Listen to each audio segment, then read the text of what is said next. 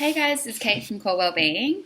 And everyone has been so kind, far too kind to me recently, and has been commenting and asking questions about my skin because people have said that I have nice skin, which is really, really lovely.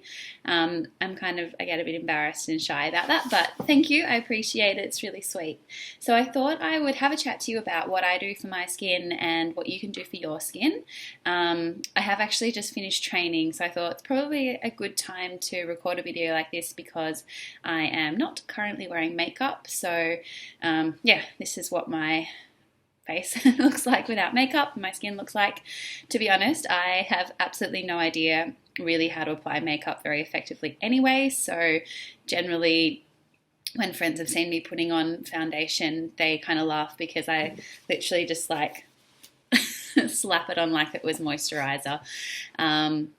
I am pretty lucky with my skin. I have to say that I've never really had problem skin. Definitely as a teenager, there were times when I'd get like a few spots here and there. And it's really interesting because now when I sort of track back through my mind about what was going on then. I was never really, really unhealthy, but I also didn't really know what I was doing. So I was eating a lot of those like pseudo health foods. There was times when I was probably relatively unhealthy. So I'd say any breakouts that I was having would correlate with that, but it was never like at all anywhere close to full-blown acne or anything like that. It was more just a few spots here and there. My mum has really great skin and my sister has really good skin, so I think I'm pretty lucky in the genetic pool in that sense. So yeah, I can't say, to be honest, it's not something that I've ever had to work really, really hard at, but there are definitely things that I do, and there's things that I can help you with. And I do treat a lot of women and guys actually in my clinic for their skin issues. So I thought we'll just go through it all and excuse that I'm a little bit like disheveled and still wearing my gym gear. But anyway, it just seemed like a good time to chat about it. So I guess first let's chat about what you can do for your skin, and then I'll tell you a little bit about the products that I use and what I do for mine. One of the big things that I see driving skin issues for people is food intolerances. Now, that might be seemingly unrelated, and especially if you're someone who doesn't really have digestive symptoms, but what I find is that a food intolerance, even if you're not getting like bloating or, irregular bowel motions or whatever it might be digestively, it's still an assault on your immune system, and it's still something that's creating inflammation in the body. So that inflammation can really express anywhere. With a food intolerance as opposed to a food allergy, the antibodies that your body produces in reaction to the food, they linger around in the system for up to sort of 28 days post-exposure to whatever it is that you're reacting to, and that can really deposit anywhere. So for some people they get joint pain, for some people they get migraines, and definitely for some people they get skin issues. The foods, often it is the common thing. So gluten, dairy, egg is something that I'm seeing so frequently. I'm actually quite surprised at the moment at just how many people are coming back with egg intolerances. I feel like it's on the rise.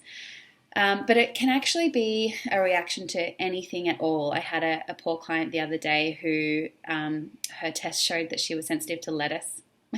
So, and with a food sensitivity, it's not necessarily lifelong. It's something that you can work through. So you obviously have to take the foods out for a period of time, do some really good gut healing work, and then depending on your level of reactivity and depending on how diligent you've been and how much damage was previously done to the gut, hopefully you could start to reintroduce those foods, but it is quite individual.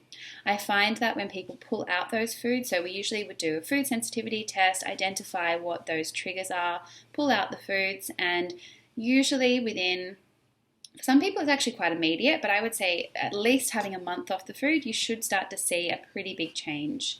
There are certainly other factors to address as well. So once you've taken out the foods, you've still got this level of inflammation that may need to be addressed. And again, that can be through diet, that can definitely be through supplementation, and I guess lifestyle things as well. So stress is very inflammatory, so helping to manage your stress, doing nice things like yoga and meditation, walking, whatever stress management looks like for you, starting to use that more. On the dietary side as well, sugar is a huge culprit in skin issues. So it depends as well on the type of acne that you might be experiencing. So for some people, if it is more reactive and it just can be a bit red and inflamed, but not necessarily that really cystic kind of, not the acne that's like painful and has like the head on it. So that, well, I mean, all of it can be exacerbated by sugar, I guess. But they used to kind of see acne as diabetes of the skin. So when you have this high circulating blood sugar, and if you're not utilizing that either for energy or if you have kind of funny regulation of your blood sugars, then your body has to get rid of it somewhere so it can pump it out through the skin. And we know that we are covered in bacteria, like all over us. That's normal. We're supposed to have bacteria on our skin because it is sort of protective. It serves a purpose, just like we have it all through our gut. And sugar feeds the bacteria. So if you have, I guess, an imbalance of those organisms, or if you're prone to having more of the, pathogenic organisms, and then you're giving them a fuel source, then it's going to exacerbate the skin condition that you might already have or be at least predisposed to. The other thing definitely to address is hormones. And this goes for both men and women. And people talk about how the different placement of acne can represent different hormones being out of balance. And I do tend to agree, but it's not a hard and fast rule. And that's kind of how it is with most things in terms of health. So you'll have a pattern and you can get some little clues, but I would never, people say, okay, around the jaw is quite hormonal, or definitely like chest and back can be higher testosterone, those kind of androgenic hormones being out of balance, but it's never like set in stone. And someone might have acne just on their cheeks or just on their forehead or wherever, and I would still, depending on the rest of their case, query hormones as well. So again, testing is really useful. I do a lot of hormone profiling in my clinic to really nail down not just which hormones are high and low, but why they might be high and low. So I use a test where we look at the metabolites of those hormones and how your body's actually processing through them. And that gives us a better ability to jump in the pathway where it needs correcting. So not just kind of tinkering around with whatever's at the bottom, so the final hormone and how that's expressing, but looking further up at where that came from, where maybe you were missing cofactors to push it on, where maybe your liver was involved or not involved enough. Lots of different ways that we can work with hormones if that's part of the picture. I guess women, because we are menstruating, we have that cycle, there is kind of that added element of timing. So women may find that they have breakouts premenstrually and then the rest of the cycle they're fine. So again, we can work with the hormones and you can still balance it even though you are going to get those natural ups and downs, which you're supposed to have. But when the body is working, properly and things are in balance, then you shouldn't get huge exacerbations at those different times of the month. The other thing is skin products can actually be quite problematic.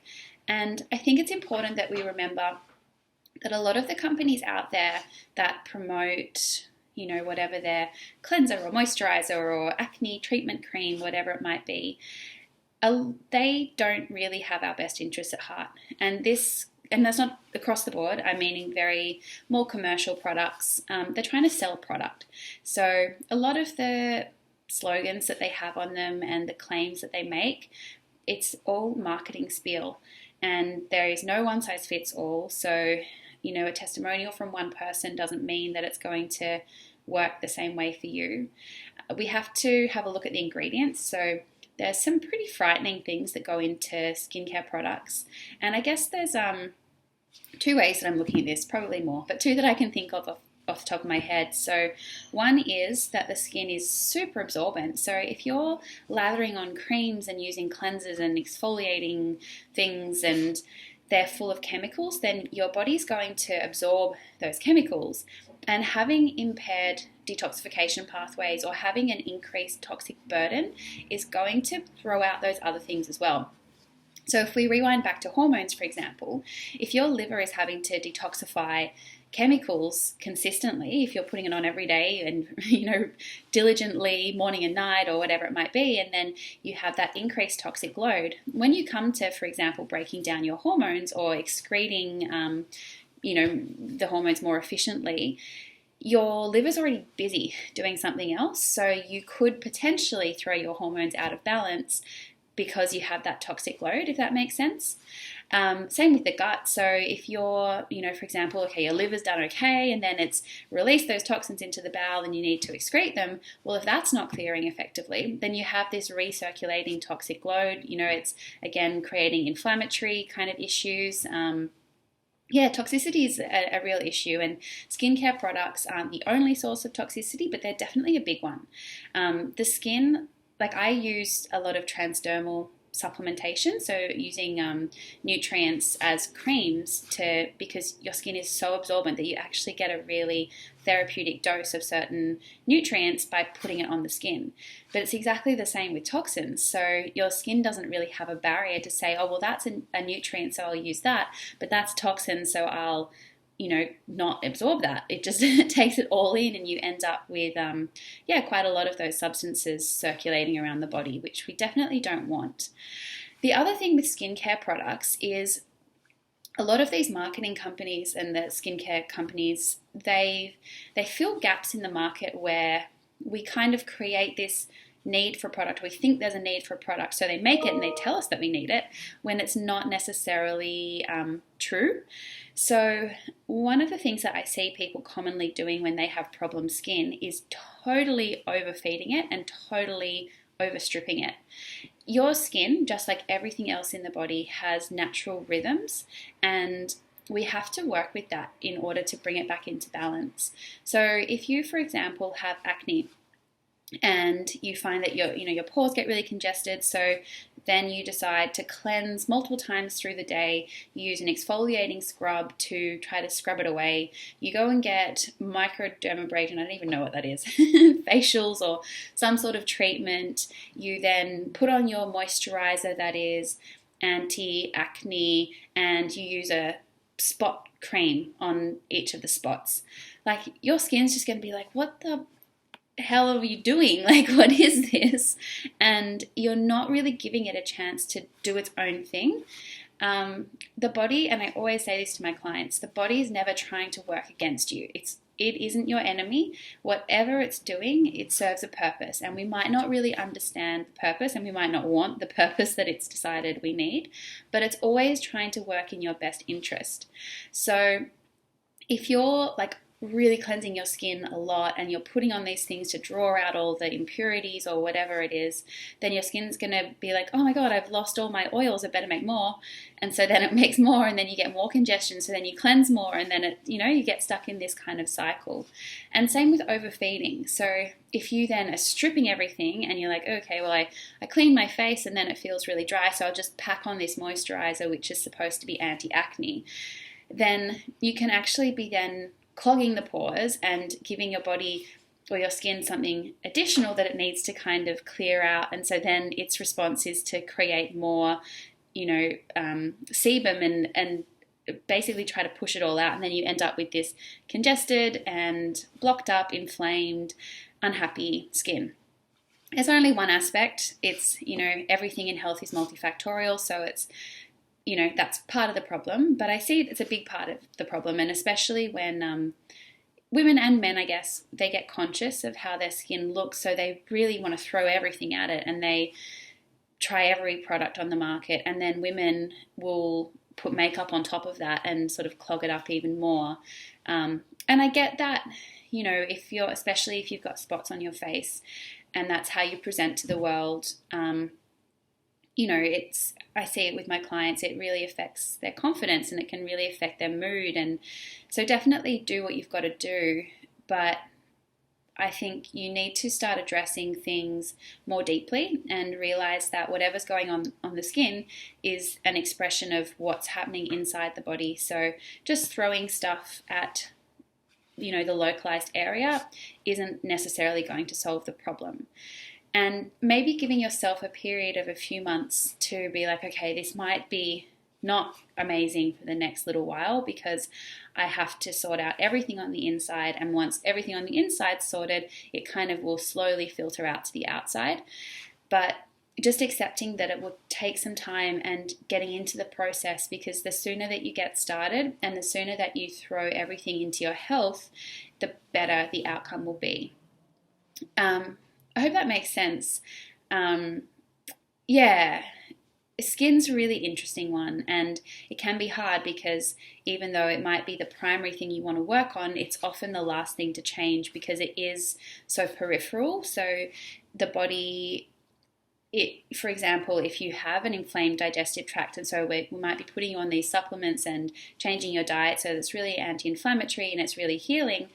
And as much as those nutrients can be healing and useful for connective tissue in the skin, it's also addressing connective tissue through the gut, and your body will prioritize that because it is more important.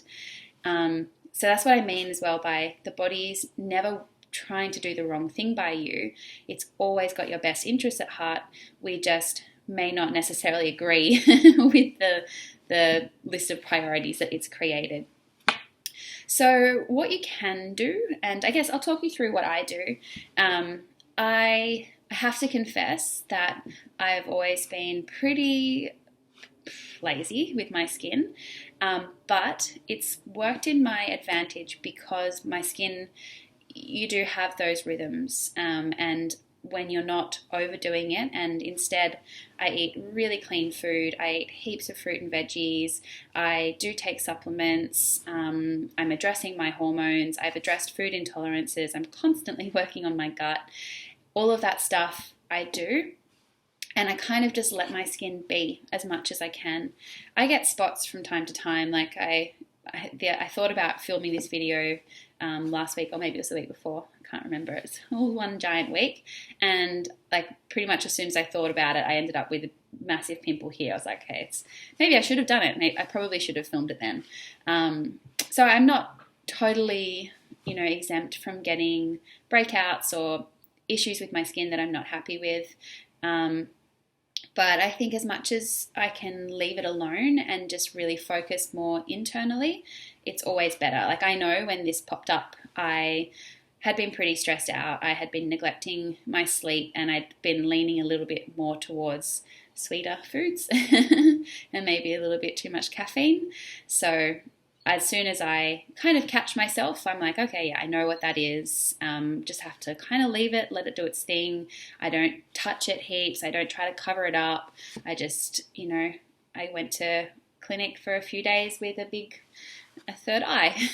And I also realize, and, I definitely have my own insecurities and things that I don't feel amazing about, but I've come to realize that my value isn't defined by what my skin looks like or what my hair looks like or any of those things. They affect me, but at the end of the day they also don't really matter. So yeah, that's just my philosophy, and that's where I kind of am trying to go, and I would encourage you to as well, because I guess the sooner we can just let things be and address the inner stuff, both on a physical, biochemical level, but also that emotional aspect of it, it's only going to get better. So when I do use products, I actually don't cleanse my face with anything other than water.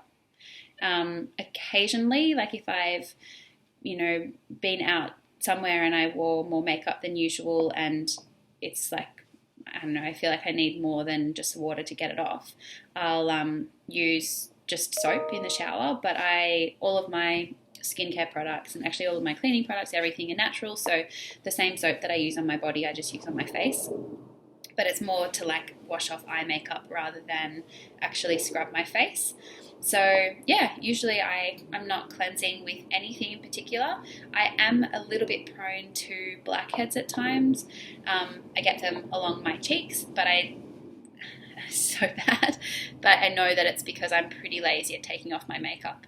And it's really bad. I don't know why. I am. So there we go. Confession. So outside of that, Actually, at the moment, and it's a really nice story. So, one of my friends, her name's Cassandra, she and I went to college together, and she has created this incredible skincare line called Oceanium. I hope I pronounced that correctly. She kindly sent me a couple of products to try. So, I have here a serum, which is vitamin A, C, and E, and also a green tea and ginseng facial oil. Now, Cassandra is an incredible nutritionist, herbalist. She's one of the most intelligent practitioners that I know. She's just an absolute wealth of knowledge, and she's invested so much time and research into creating these products, which not only are 100% natural, but they actually have therapeutic doses of these nutrients. So they're really active, and they're just actually so beautiful. I feel really lucky. It was like Christmas when they arrived. My favorite out of them, and this is because I'm not really using them for a particular skin condition. I can't really speak for, like, I can't say they've cured my acne or they've gotten rid of wrinkles. I have a couple, but like I'm not trying to achieve anything like that. But this facial oil, I'm totally obsessed with. I really love patchouli, the smell of patchouli, and so that's the sort of main fragrance in this one. But I'll just read you. So it's a combination of, I won't read the whole thing, but there's jojoba oil, which is incredible, and jojoba oil, actually, prior to using these, was my go-to for absolutely everything. So I put it on my body, I put it on my face, I use it to take off makeup when I remember. And the reason that I like jojoba so much is because it's actually more like a wax than an oil, and it's the same pH as the sebum that our skin naturally produces. So unlike other oils or creams that you can put on that are a different sort of pH to your skin, when you put on the jojoba oil, your skin really readily absorbs it because it kind of recognizes it as though it were its own secretions, if that makes sense. It's super gentle. It's really anti-inflammatory.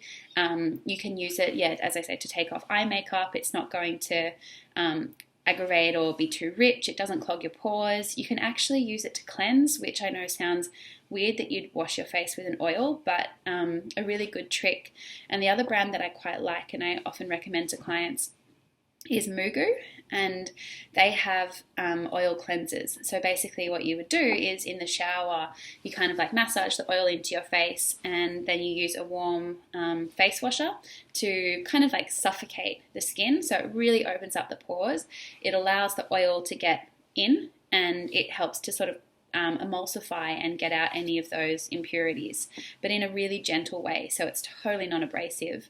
I'm actually not into exfoliators. I generally wouldn't recommend them unless you, I don't know, really had very dry, flaky skin. You needed to get that off. But I think exfoliating, and particularly with some of the scrubs that are quite harsh, we don't need to be like scratching at the skin. So if you imagine, like, if you've got a cut on your arm and it's already inflamed, and then you think like, oh, okay, I want to get that off, I'm just going to like scratch it a bit more. I think common sense, we all know that that's not going to heal what's on your arm, and it's the same with your face. So if you've got a lot of spots, you want to be soothing and nourishing, not like exfoliating off. Anyway, so yeah, I really, really love this. It just smells really nice. It feels really nice on my face.